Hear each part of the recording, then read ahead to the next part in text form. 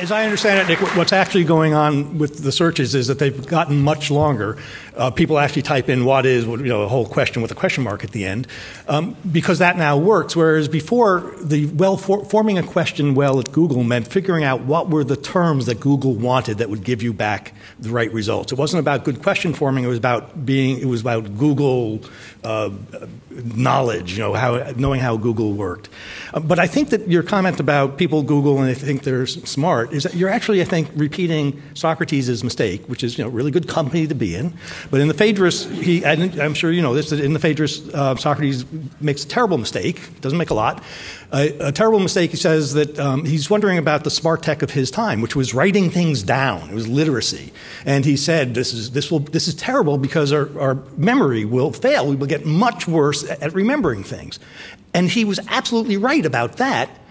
Because if anybody here would like to stand up and recite the Iliad by heart, please do so and show me wrong. But generally, our memory has gotten much smaller than it was. So he was right about that, but he was wrong about the effect of literacy. The effect of literacy has, in fact, made our memory 1,000 times better. We remember so much more as a species. But that wasn't Nick's point. I think, just to speak. You're the one who brought up Socrates, right? And so I can bring him up too. I was making a point, though. Well, no, but you brought Socrates up, so I'm gonna bring him up too. So what was Socrates' greatest contribution? Nick was just saying that one of the problems with Google, or our search-centric culture, is people are increasingly lazy, and what they're really lazy about is asking questions. What we're having is the automation of the act of asking a question. And that is one of the consequences or casualties of this digital revolution.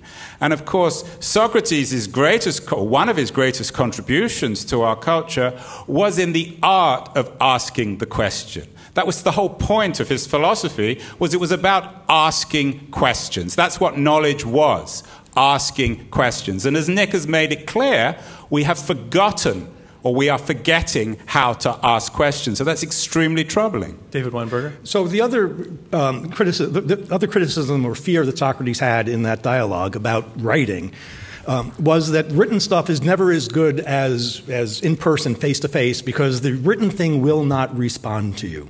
You can't ask it a question.